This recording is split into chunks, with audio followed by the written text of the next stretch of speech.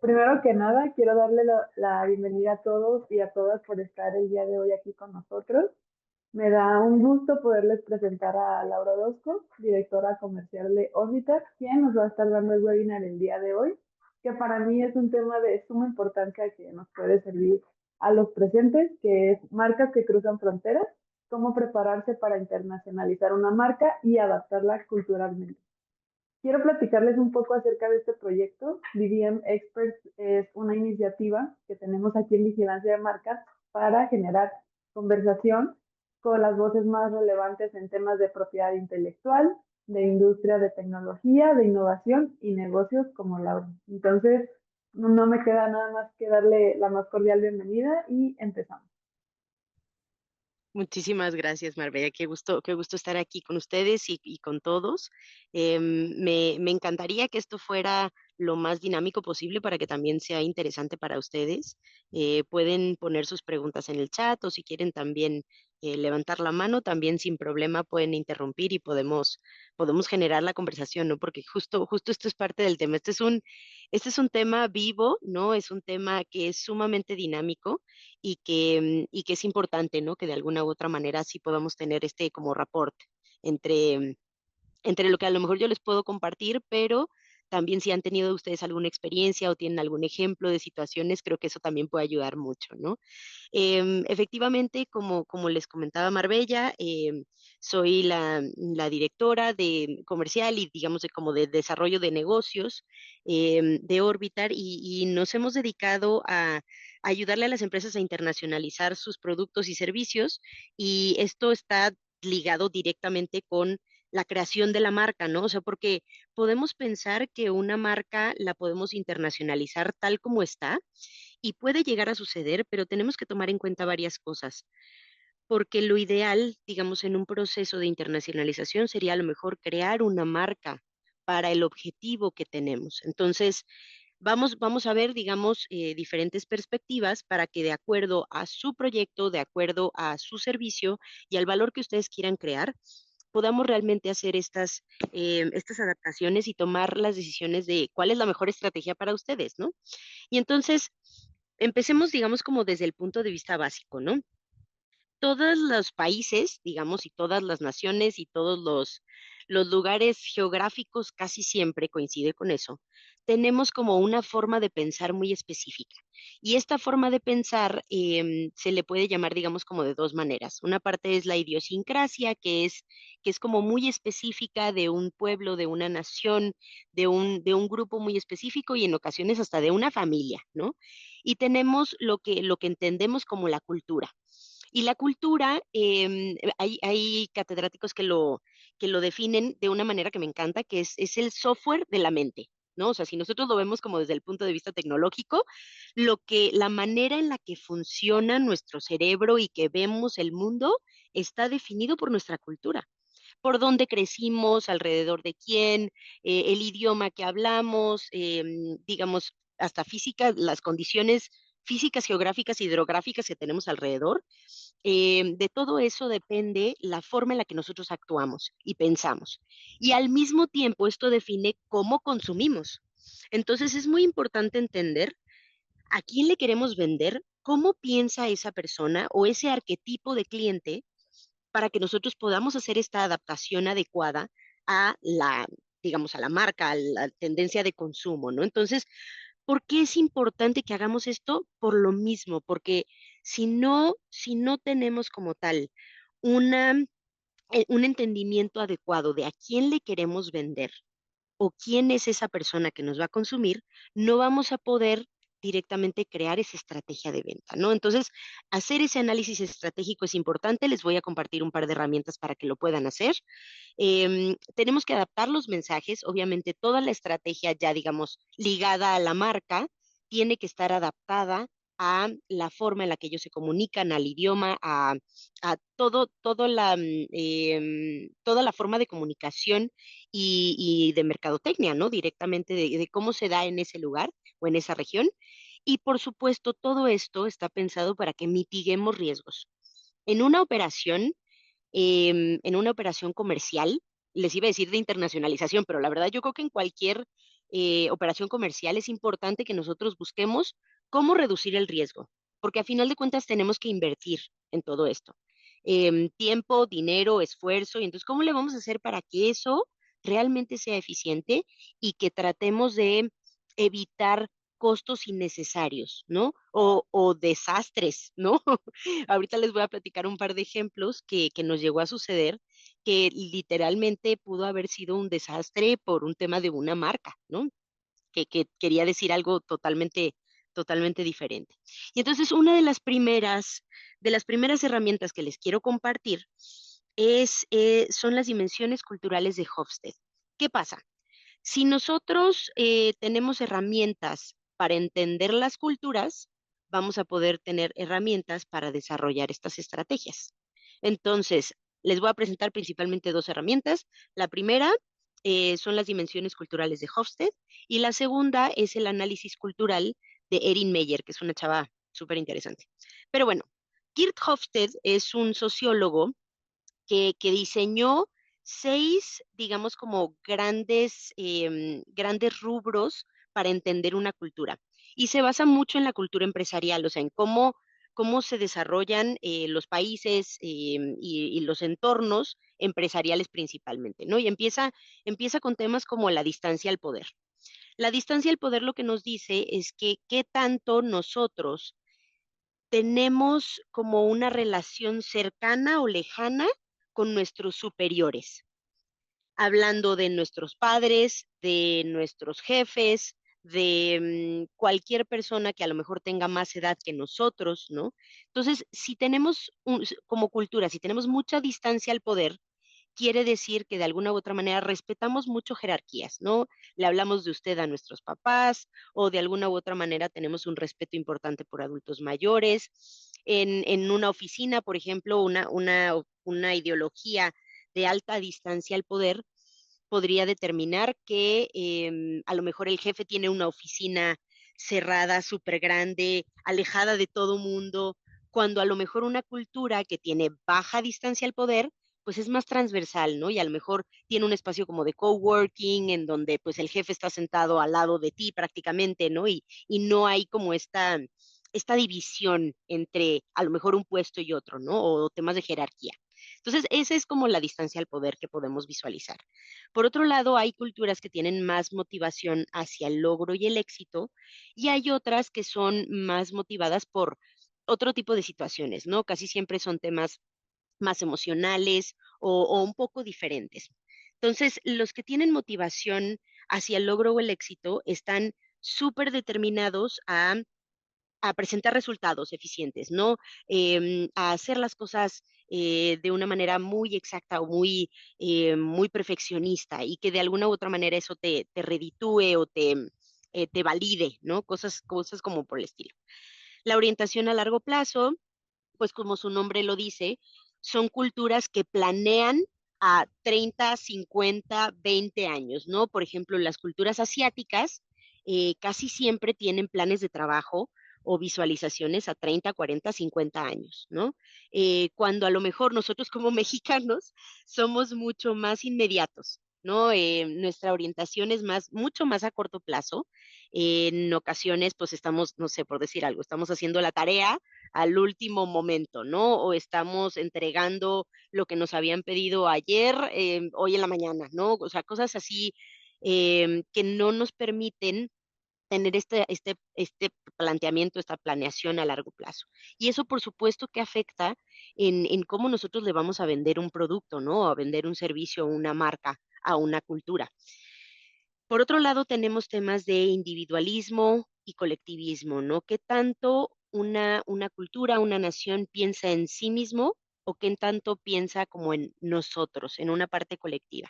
Por ejemplo, dicen en México que cuando fue el temblor del 85, que las personas salían a las calles a apoyar a los que estaban buscando en los escombros y incluso lo vimos también ahora en 2017, ¿no? O sea, este sentido de colectividad que tenemos en México es importante para entender cómo nosotros nos relacionamos entre nosotros, ¿no?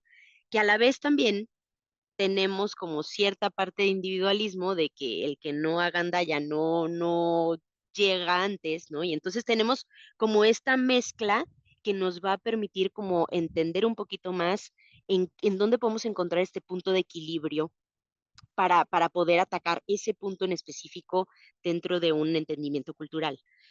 Tenemos también la aversión a la incertidumbre o el evitar la incertidumbre, que la incertidumbre pues son temas como de no entender qué viene hacia el futuro, ¿no?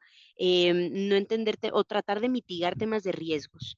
Si queremos nosotros evitar la incertidumbre, queremos tratar de evitar los riesgos, ¿no? Y queremos tener todo bajo control.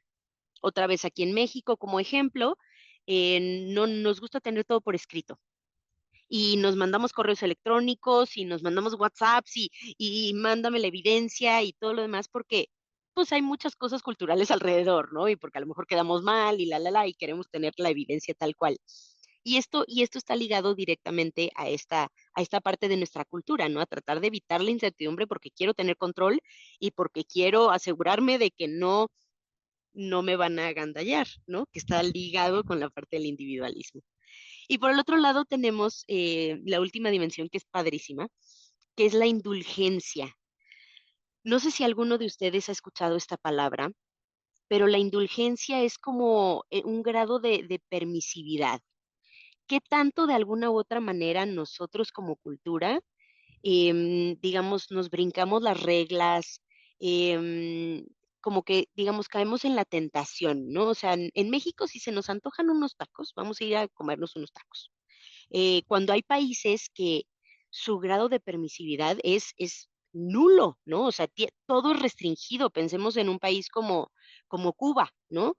Donde todo está súper determinado, a ti te tocan 3 rollos de papel del baño al mes, ¿no? Y no tienen esta libertad de decir, ay, hoy quiero ir a comer tacos, hoy quiero hacer esto, cuando en México sí la tenemos, ¿no? Y entonces esto nos permite entender, como mezclar un poquito toda esta información, nos permite entender qué tipo de cliente nosotros estamos buscando y a la vez, otra vez, cómo le hacemos para llegar a ellos. Y ahora, lo interesante es cómo aplicamos esto, porque esto está muy padre y está muy académico, pero ¿cómo lo aplicamos? Se tiene un sistema, este señor diseñó un sistema que a mí me encanta, de puntuación, tal cual. Y entonces esta puntuación va del 0 al 100 y digamos, entre más cercano al 100 esté, quiere decir que tiene esta dimensión cultural como más exacerbada, ¿no? O más marcada. Y entre más cercano al 0, quiere decir que, digamos, es más opuesto. Y entonces tiene una herramienta, que por ahí les dejo el link, que está ligada a su empresa, que se llama The Culture Factor Group, que permite hacer este tipo de comparativos, como este que están viendo aquí, en donde nosotros comparamos Alemania, por tomar países, ejemplo, Alemania, Italia, México y Estados Unidos. Nosotros podemos tomar al país que queramos, pero aquí los podemos ver. Y cada uno de estos puntajes nos va diciendo en específico, pues, cómo se comporta esta cultura. Entonces, por ejemplo, hagamos un poquito de análisis para que puedan entender mejor esta situación. Si nosotros vemos el tema de la distancia al poder, como les decía, temas de jerarquía, vean en México. O sea, en México tenemos una distancia al poder súper alta, tenemos 81 de 100. Es bastante, bastante alto, ¿no? ¿Qué quiere decir? Otra vez que en México, pues sí, en muchas ocasiones todavía hay empresas que son súper jerárquicas en donde el jefe es intocable o nunca lo vas a ver. Y todavía, pues, hay una parte muy importante de nuestra cultura de respeto hacia nuestros mayores, ¿no? Tal vez ya muchas generaciones ya no le hablamos de usted a nuestros papás, pero tal vez nuestros padres sí le hablaban así. Y entonces esto es parte de esta cultura de respetar la jerarquía, de respetar las líneas. Cuando vemos a otros países como Alemania, por ejemplo, que tiene una puntuación de 35 sobre 100, que es mucho menor, ¿no? Es una cultura mucho más transversal. A lo mejor hay más tema, como les decía, de coworking, de espacios abiertos, de relación directa con tus superiores y es un poquito diferente. Y así lo podemos ir viendo con cada uno. hablábamos del tema del individualismo. Como les digo, en México generalmente tendemos más a ser una cultura colectiva, en el sentido de que pues somos menos individualistas, pero a la vez, pues también tenemos ahí nuestros tintes, ¿no? Y Alemania, pues, es un país súper individualista. Entonces, a lo mejor en Alemania, nuestra marca no la vamos a plantear como con un sentido colectivo, ¿no? Sino vamos a apelar directamente a lo que una persona puede estar buscando o le interesa, ¿no? Entonces, esa es la forma en la que podemos enfocar este tipo de análisis. ¿Qué más podemos ver? En temas, por ejemplo, de motivación hacia el éxito, pues más o menos todos los países están iguales, en el sentido de que todos estamos enfocados a objetivos, etcétera. Y si vemos temas de aversión a la incertidumbre, en México, como les digo, queremos tener todo por escrito, queremos cuidar muchísimo este tema, cuando en Estados Unidos a lo mejor son mucho más relajados, ¿no? Un contrato laboral en Estados Unidos, o incluso de compraventa. En general, la forma legal en la que trabajan allá es mucho más amigable, ¿no? Y mucho más sencilla, y a veces, pues simplemente una factura está hecha en un Word, ¿no? Cuando aquí la factura, bueno, tiene que pasar por el SAT y es todo un proceso, ¿no? Entonces, estos son el tipo de cosas que vemos aquí. Orientación a largo plazo, como les decía, México, bye. O sea, no tenemos nada de orientación a largo plazo o muy poca. Y otros países sí la tienen. De hecho, si aquí hubiéramos incluido a un país asiático, de seguro estaríamos en los 80s, 90s, ¿no? Y esto, como les digo, esto es una joya. El hecho de que en México seamos tan permisivos y que nuestra indulgencia esté casi al 100 es un elemento de nuestra cultura y de nuestra forma de consumo importantísima, porque entonces las marcas que más nos gustan en México están ligadas directamente a esta permisividad y a esta como libertad de hacer lo que nosotros queremos. Si se fijan, si vemos como temas de, si vemos campañas completas, ¿no? De marcas como Coca-Cola, que nos encanta en México y que la consumimos en todos lados, podemos ver muchos de estos elementos culturales, ¿no? Desde el tema de la colectividad, de que nos sentamos todos a la mesa a comer y siempre hay una coca en medio, ¿no? Este tipo de cosas son el análisis que tenemos que hacer para poder adaptar nuestra marca y la voz de nuestra marca a la cultura a la que queremos llegar. Si tienen alguna duda con respecto a este tema, avísenme y con muchísimo gusto les puedo pues profundizar. Y si no, como les digo, aquí les dejo el link para que puedan también hacer ustedes como sus juegos, ¿no? Con este tema. Ahora, como les decía, ¿cómo lo podemos aplicar directamente a la estrategia? Primero, pues tenemos que ajustar el tono de la comunicación, o sea, cómo cada una de estas culturas, de estos elementos culturales, nos ayuda a determinar cuál va a ser nuestra forma de comunicarnos con el cliente. ¿Cómo vamos a enfocar estas propuestas de valor? Hay una pirámide de valor que luego también en algún momento, si quisieran, se los podemos compartir, pero es interesantísimo cómo una marca puede apelar a diferentes, digamos, como necesidades que puede llegar a tener el ser humano, ¿no? Igual que tenemos así como necesidades psicológicas y estas cuestiones. También existe una pirámide de valor en donde empezamos con una necesidad básica o algo muy específico, ¿no? Una marca puede simple y sencillamente responder a la necesidad de sonarlos la nariz, como Kleenex, ¿no? O sea, ¿qué hace Kleenex? Pues nada, es algo que tienes que hacer, no hay de otra. Pero conforme va avanzando, digamos, en la pirámide, vamos buscando algo que a lo mejor te vaya eh, haciendo sentir algo, ¿no? Y más adelante podemos pensar en una marca que te haga eh, tener como un cambio de vida importante, ¿no? Y hay marcas que son trascendentales, o sea, que realmente van más allá de cualquier necesidad, de cualquier emoción, de cualquier cambio de vida, que realmente es una marca que trasciende todo.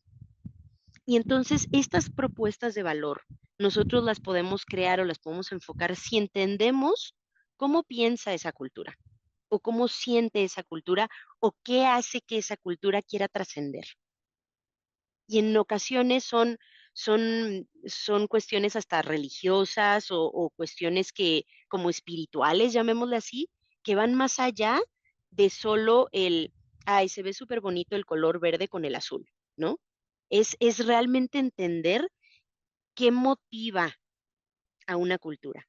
Y eso, pues obviamente hace que también tengamos que alinear los valores de la marca para que de alguna u otra manera no solo tengamos esta propuesta de valor que también otra vez, en teoría suena padrísimo, pero ¿cómo le hacemos para que esta comunicación de valores y de lo que nuestra marca quiere transmitir esté directamente alineado con todo lo anterior? Es importante también que ofrezcamos certeza, ¿no? O sea, que la marca pueda ofrecer también como un background, un soporte importante para lo que está buscando un consumidor específico o nuestro arquetipo de cliente, como decíamos, ¿no? Por supuesto, la orientación temporal es muy particular, pero es importante que visualicemos temas de trascendencia, de beneficios inmediatos o beneficios a largo plazo que pudiéramos llegar a tener nosotros a través de nuestra marca. Y es algo medio complicado de determinar porque pues una marca es muy subjetiva, pero si nosotros podemos aterrizar ciertos conceptos para realmente poder crear esta marca y realmente, em, pues sí, generarle lo que necesitamos generarle, podemos apelar a estos pequeños detonantes, ¿no? Que podemos llegar a tener en nuestra forma de pensar. Y por supuesto, está ligado directamente al tema de los estilos de vida. Si nosotros tenemos un estilo de vida acelerado, ¿no? Como lo podemos llegar a tener pues, en ciudades más grandes, es importante que también pensemos en este tipo de cuestiones, ¿no? Una marca que visualmente rápido podamos tener, podamos recordarla y no necesariamente tenga como todo un análisis. Pensando en una marca que a lo mejor tiene demasiados detalles y tiene como frases adentro o una denominación demasiado larga, ¿no? Algo por el estilo, pues sí llega un momento en el que es difícil de recordar. Pero si tienes un logotipo, un triángulo, algo así como muy llamativo, pues estás apelando un poco más a este tema de estilo de vida, ¿no? Y te adaptas 100% a estas cuestiones. Entonces, es importante, de nuevo, tener este tipo de herramientas para poderlas adaptar. Ahora, otra de los temas que platicaba era el tema de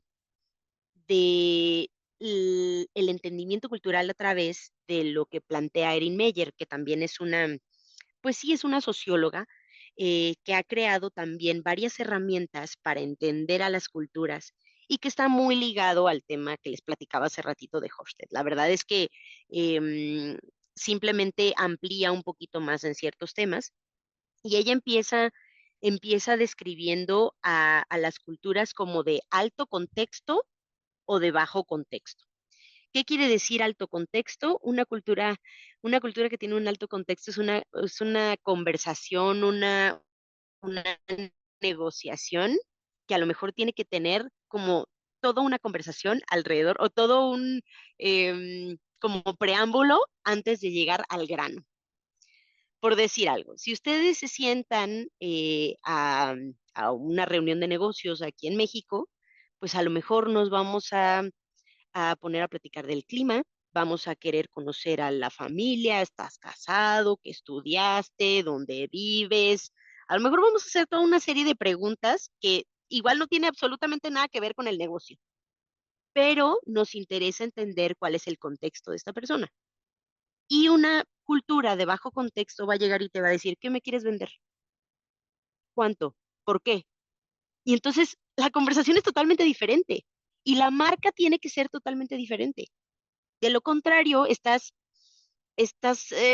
como haciendo cortocircuito un poquito con lo que esta persona puede llegar a pensar. De hecho, hay un concepto tal cual que se le llama choque cultural, en donde cuando tienes a una persona que quiere preguntar del clima y quiere tomarse un café y quiere lo que sea, y tienes a otra persona que el tiempo es dinero y quieres inmediatamente como sentarte ya a negociar, pues vas a tener de alguna u otra manera en algún punto un choque cultural, ¿no? O sea, si vas a un país donde, ay, por decir algo, la verdad, para mí fue muy fuerte, ¿no? Un día me tocó ir de trabajo a China y entonces llego al país y de repente, pues tienes toda clase de choques culturales, desde el tema del idioma, que no te puedes comunicar. Bueno, ya hoy tenemos muchas herramientas, pero en ese entonces no había celulares con internet ni estas cuestiones, entonces de repente llegas y pues no te puedes comunicar más que a través de un papelito que alguien te escribió y entonces era como, oiga señor, ¿me puede llevar a este lugar?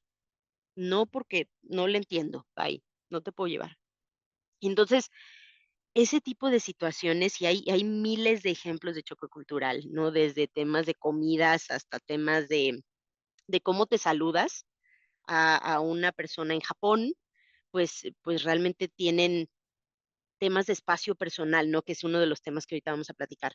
Tienen temas de espacio personal, o sea, llegar y quererle dar un beso a alguien japonés, espérame, ¿qué haces? ¿No?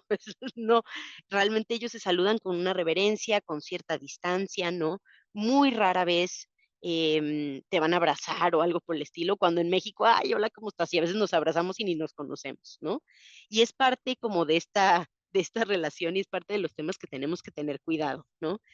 Y justo esto ve Erin Meyer, ve un poquito más este tema como de la interacción que puede llegar a tener una cultura con la otra.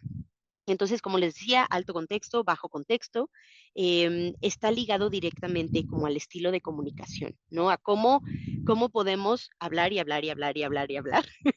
Y hay otras culturas que son más calladas, que simplemente te van a escuchar y van a... Y entonces dices, chin, ¿cómo esta persona está feliz? ¿Está de acuerdo? ¿No está de acuerdo? ¿Cómo le voy a hacer para llegar? Y por lo mismo tenemos que pensar en cómo crear una relación adecuada con estas personas, ¿no? Ellos tienen también el enfoque de la evaluación, ¿no? ¿Qué tanto tenemos como una retroalimentación positiva o negativa? ¿Qué tanto, como les decía, qué tanto asientas a algo? O sea, cuando tú estás escuchando a una persona en México, pues como que hasta parece parte de educación, de que lo estás escuchando es porque le estás haciendo así, ¿no? Y la realidad es que en otros países, pues no necesariamente es así. Ellos, como les digo, pueden estar escuchándote y pueden estarte poniendo toda la atención del mundo, pero van a estar con cara poker face, ¿no? Y no tienes ni idea de qué está pasando. Entonces, esto es muy particular de cómo se evalúa, ¿no? Eh, las relaciones con la autoridad es muy similar a la parte de la distancia al poder, eso sí es casi igualito. La orientación temporal también casi es lo mismo. Y la parte del individuo contra el grupo también es prácticamente igual al tema del colectivismo. La única cuestión que también toman en cuenta aquí es esto que les decía, como del espacio físico y el espacio temporal. El espacio físico también es una forma de entender cómo una cultura se relaciona entre sí, porque es súper importante entender la cercanía que puedes llegar a tener con una persona o la distancia que esa persona requiere. Y, y a veces también pasa dentro de una misma, o sea, si estamos hablando como cultura mexicana, ¿no? También dentro de la cultura mexicana, pues cada quien, a lo mejor en su familia, como les decía, pueden tener idiosincrasia, ¿no? Y hay personas que tienen necesidades especiales pensando en que puedan tener algún tema de autismo o alguna situación específica, pues sí, a lo mejor la distancia tiene que determinarse, ¿no? Y a lo mejor no es solo un tema cultural, sino de la persona.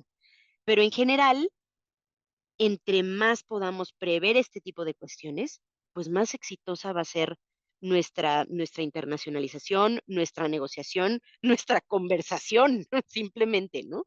Entonces, estas herramientas pueden, como les digo, ayudarles a entender bien cómo se desarrolla esta cultura y cómo esta cultura puede realmente tener ciertas necesidades específicas o puede tener ciertos gustos y tendencias de consumo específicas. También por aquí les dejo el link de las herramientas que tiene Erin Meyer, porque tiene hasta cuadrantes y tiene mil cosas súper interesantes para poder entender la parte de la cultura. Pero en general, aterrizando un poquito esto, que también les digo que es como muy contextual, ¿qué tenemos que hacer, no? Lo más importante de todo esto es hacer la tarea. Siempre, siempre lo comentamos. Cuando tú quieres internacionalizar, cuando quieres venderle a alguien, tienes que hacer la tarea de qué le gusta a esa persona, qué consume esa persona, para que realmente puedas adaptarte. Si no, pues puedes tener tú una marca espectacular en tu cultura y en tu país, pero no necesariamente va a tener éxito en otro lugar, por temas de todo. Empecemos con el lenguaje, ¿no?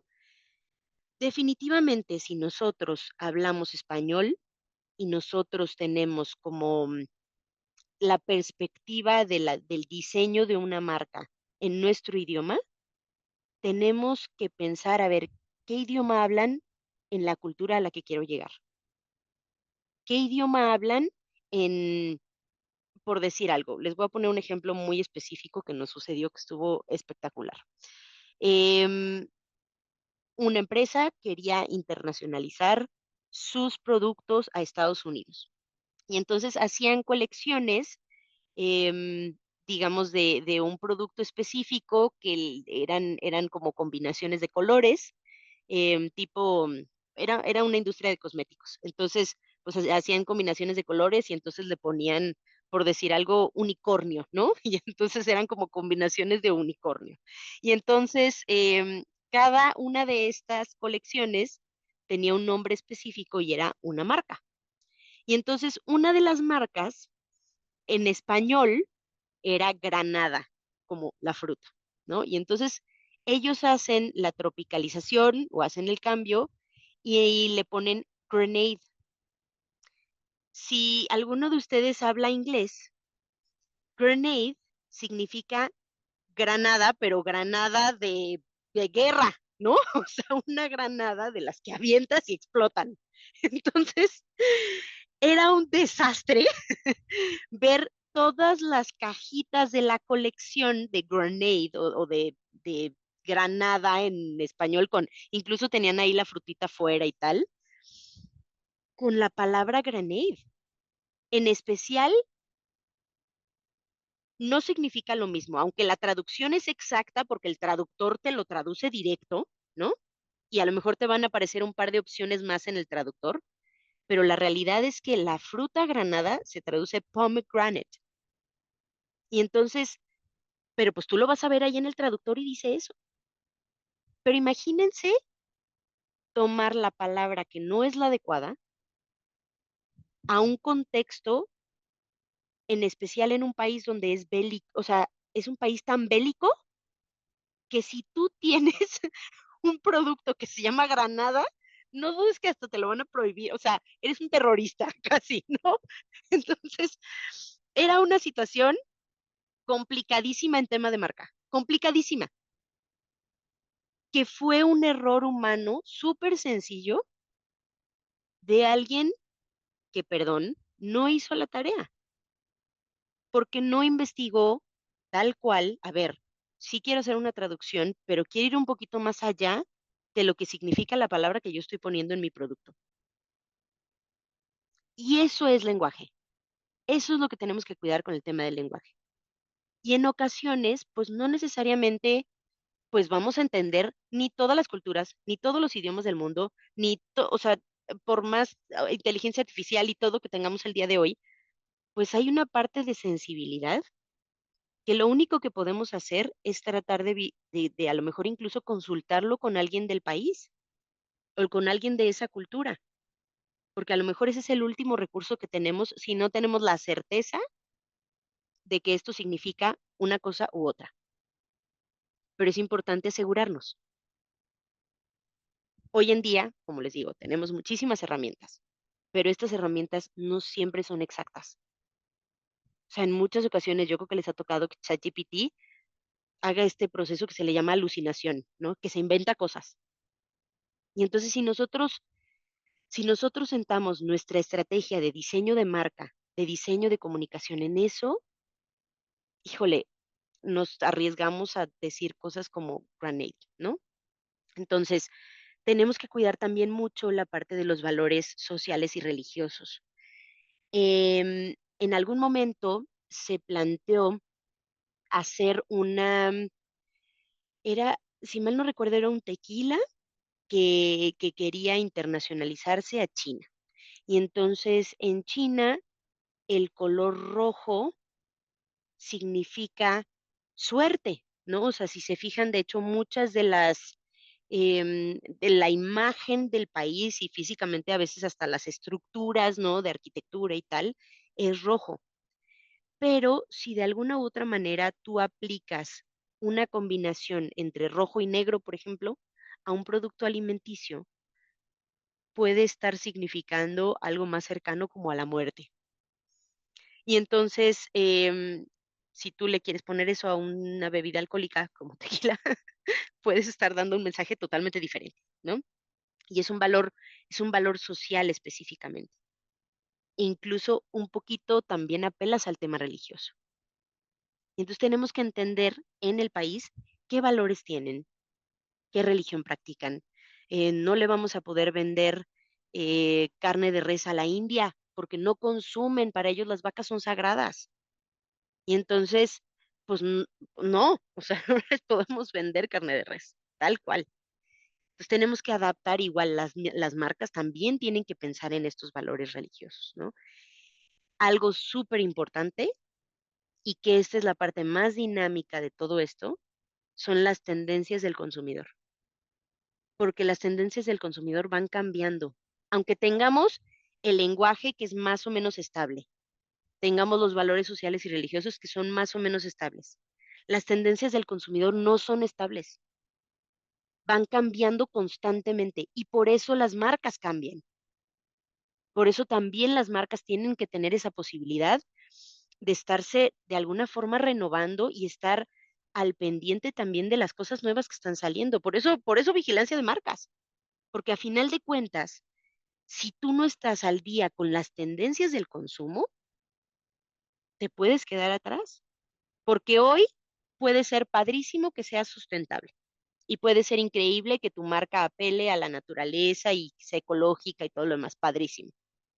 Pero mañana las cosas pueden cambiar radicalmente y ya no queremos ser sustentables, ¿no? Ahora, por decir algo, ¿no? Ahora todos vamos a regresar a energías fósiles, punto, se acabó.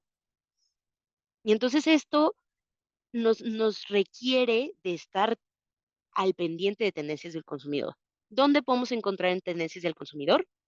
Hay muchísimas bases de datos que pueden dar información al respecto, desde Trend Watchers hasta, híjole, hay algunas pagadas, Euromonitor, hay muchísimas fuentes de información que ustedes pueden tener para tener tendencias del consumo, pero también por esto se hacen este tipo de esfuerzos como BDM Experts y en general, simplemente vigilancia de marcas, trata de estar siempre al día por lo mismo para que se pueda tener y entender qué quiere el consumidor para que nosotros nos podamos adaptar a eso. Y por supuesto, el tema de la optimización de los canales. ¿Cómo le vamos a transmitir la información que le queremos transmitir a nuestros clientes?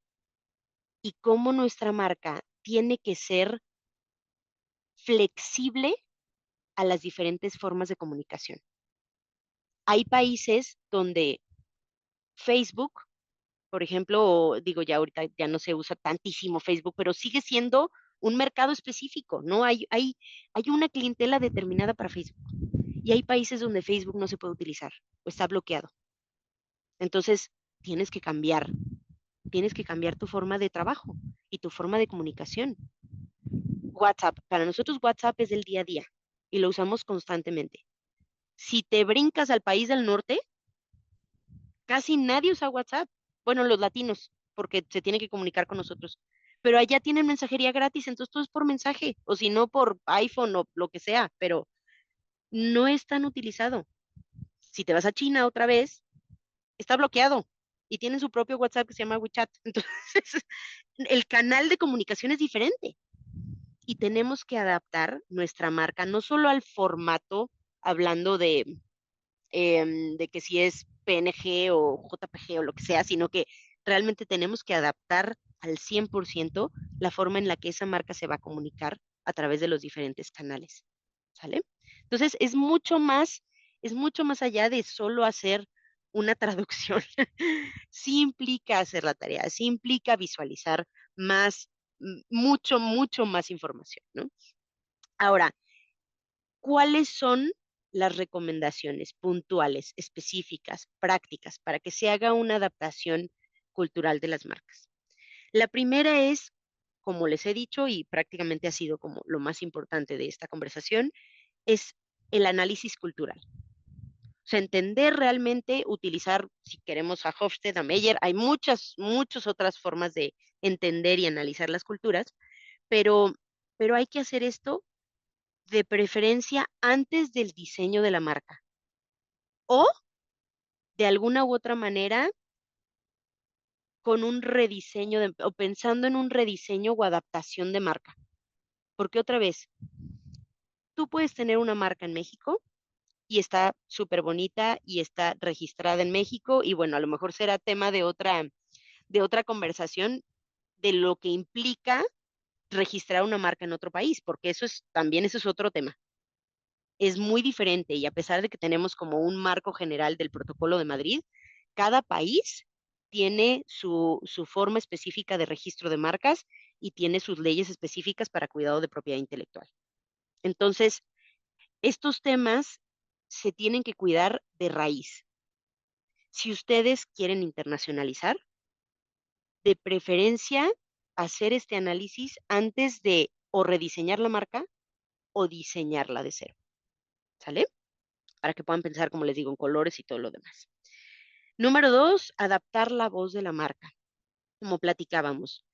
El tono, el lenguaje, los mensajes tienen que estar alineados a valores, a religión y, por supuesto, a una parte normativa. Porque hay temas o hay temas donde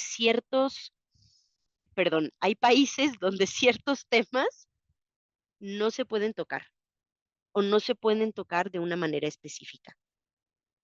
Y hay restricciones, o sea, hay muchos países en el Medio Oriente donde hay restricciones a la libertad de expresión. Y entonces no puedes decir todas las palabras que quisieras, ¿no? O sea, hay restricciones específicas y es por ley.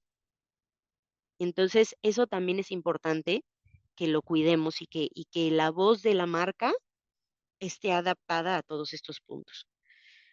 Por supuesto, como hablábamos de la identidad visual, está ligada a la parte del análisis cultural, ¿no? Como les decía, colores, símbolos, imágenes, y esto es tal cual el tema de Granade, ¿no? O sea, lo que les decía, hay que tener mucho cuidado, mucho cuidado con este tipo de cuestiones porque puede ser desastroso el hecho de que llegues a un mercado y que lo que tú quieres comunicar, pues sea totalmente diferente. También se hablaba mucho del caso de Gerber, ¿no?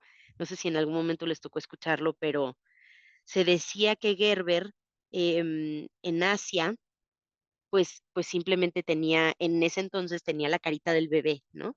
Y estaba enfrascado. Entonces, al no entender bien la comunicación de la marca, perdón, disculpen, al no entender bien la comunicación de la marca, se creía que lo que estaban vendiendo eran bebés como literalmente, o sea, como fetos para comerse, porque hay culturas donde se pueden, ya hoy ya es mucho más difícil, pero antes se podían comer fetos, en especial de animales y estas cuestiones, pero llegaron a también consumir fetos humanos y entonces pensaban que Gerber eran bebés en un frasquito. Y era una cuestión horrible, o sea, les estoy hablando de un caso súper extremo, pero que sucedió. Y entonces, pues claro que te puedes ir por un símbolo que para nosotros es clarísimo y es súper evidente qué es lo que es, para otras culturas no necesariamente es así. Conectar con las tradiciones, eso también es súper importante. Así como estamos hablando como de evitar caos y riesgos, también es importante entender las tradiciones, los valores, para que podamos buscar esa conexión con esas tradiciones y esos valores y encontrar la manera de que nuestra marca apele o haga conexión directa con lo que estas personas tienen como ritual. Otra vez, el tema de Coca-Cola, ¿no? Creo que Coca-Cola es una marca muy especial a nivel internacional, pero aquí en México lo hace excelente, ¿no? O sea, desde temas de Navidad y cómo relaciona todo con la Navidad, hasta, como les digo, estos temas familiares y de conexión local. Aquí nos gusta comer en familia en su mayoría y pues sí, entonces, ¿qué hago? Pues te pongo una coca en medio en un contexto familiar y entonces apelas a la colectividad, apelas a la tradición, apelas a los colores, apelas a todo, ¿no? Y eso es entender perfectamente tu mercado para poder llegar a él y poder hacer, pues sí, atraparlo al 100%. Localizar el contenido, esto es importantísimo. Es parte de una estrategia de mercadotecnia que a lo mejor está ligada a tu marca, pero si tú no haces un contenido tropicalizado a estas referencias culturales, va a ser muy difícil realmente que aunque tu marca esté diseñada de una manera espectacular, que realmente hagas esa conexión. Porque si no tienes los medios para transmitirla o para literalmente, digamos, promoverla, pues difícilmente, aunque esté diseñado súper bonito, vas a poder llegar, ¿no? Desarrollar competencia cultural. ¿Qué quiere decir esto? Que tengas realmente la capacitación cultural adecuada en todo tu equipo. Que todos los que tengan que ver con la parte comercial estén en la misma línea de entendimiento de ese arquetipo de cliente al que tú quieres llegar. No solo en el proceso de diseño del arquetipo, sino que en el momento en el que ya lo tienes determinado, que hagas un buen estudio de dónde está localizado físicamente ese arquetipo de cliente y cómo todo el equipo tiene que estar en la misma sintonía. De lo contrario, pues entonces empiezas a hacer esfuerzos aislados que no te van a ayudar a llegar a un resultado exitoso. Entonces sí es muy, muy importante que todos estén en la misma sintonía. La otra es que es importantísima, que es monitorear y adaptar. Yo creo que todos los negocios en general tienen que de alguna u otra manera tener un seguimiento. Y entonces, si una marca no tiene herramientas como vigilancia de marcas, ¿no? En donde puedes estar monitoreando y puedes estar de alguna u otra manera en tiempo real ubicando qué está pasando con tu marca directamente, va a ser muy difícil que puedas, que puedas irte adaptando a las necesidades que van surgiendo, como les decía en el tema de las tendencias, ¿no? Es muy, muy, muy importante que sean, lo que no se mide no se mejora, es cierto, y en el tema de una marca, al ser todo esto tan subjetivo, puedes crear sistemas de medición, pero más bien creo que mucho te lo va a dar la retroalimentación que te pueda llegar a dar el cliente. Entonces, estar monitoreando, estar en comunicación constante con el cliente es lo que te va a dar esa información para que tú puedas adaptar. Y a la vez, como les decía, es hoy tenemos muchas herramientas y todo lo que hemos estado platicando puede ayudarnos directamente a tener los elementos adecuados para hacer una adaptación cultural increíble de una marca.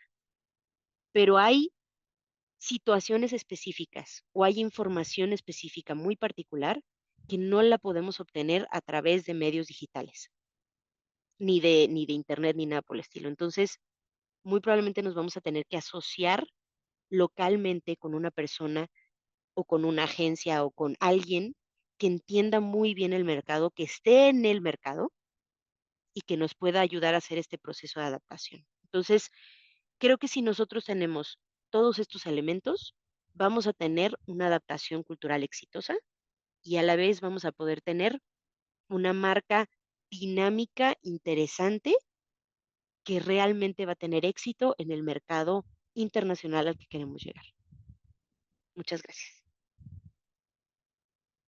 Muchísimas gracias, Lau, la verdad súper interesante. Ya lo sabíamos que iba a estar así. Me gustó muchísimo el tema, creo que a todos.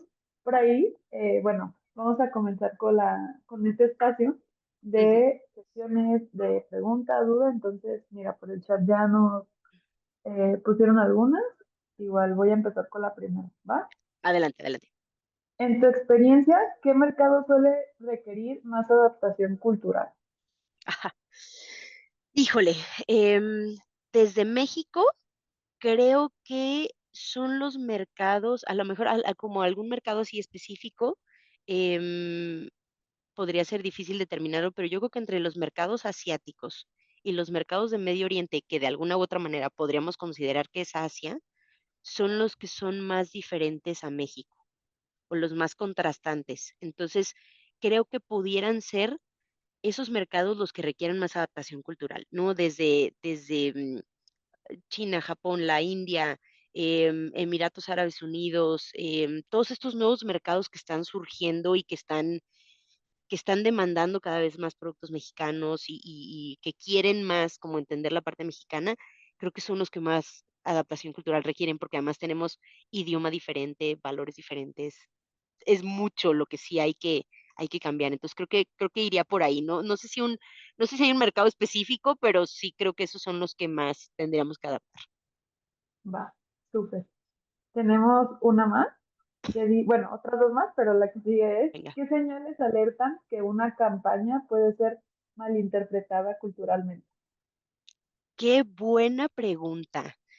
Creo que tendría que ser, obviamente, o sea, un rechazo de alguna forma, ¿no? Una retroalimentación negativa, ya sea un tema de que no se está entendiendo. Estoy pensando cómo pudiéramos identificar que realmente no están entendiendo la marca, pero creo que viene ligado a una falta de interés, a una falta de conexión con la marca. Si, por ejemplo, estamos hablando de una campaña, a lo mejor en redes sociales, ¿no? Si esta campaña no está teniendo a lo mejor mucho impacto, no está haciendo conexión directa, es que algo está faltando. Y a partir de ahí podríamos a lo mejor indagar un poquito más y empezar a hacer como preguntas directas, y eso a lo mejor nos puede alertar a decir, ¿sabes qué? Esto no se está entendiendo, ¿no? Lo estamos entendiendo diferente. Casi siempre va a ser una persona local o alguien local quien te va a informar que no se está entendiendo culturalmente, ¿no? Porque es complejo con medios digitales a lo mejor determinarlo, ¿no? A menos de que tengas alguna encuesta de satisfacción o algo por el estilo, casi siempre va a llegar directamente de alguien que te diga, oye, ¿sabes qué? Esto está súper mal, ¿no? O sea, o esto va totalmente en contra de lo que nosotros profesamos o de lo que a nosotros nos interesa. Entonces creo que es una muy buena pregunta, pero creo que iría por ahí más bien. Muy Espero que bien, te haya respondido. perfecto. Y tenemos una última pregunta que dice, ¿cuál es el error cultural más común al entrar a un nuevo mercado? Uf, definitivamente es no hacer la tarea. Ese es creer que tu marca, como la tienes en este momento, as is, ¿no? O sea, como está ahorita, si tuvo éxito en el mercado local, va a tener éxito en el mercado internacional. Ese es el error más común.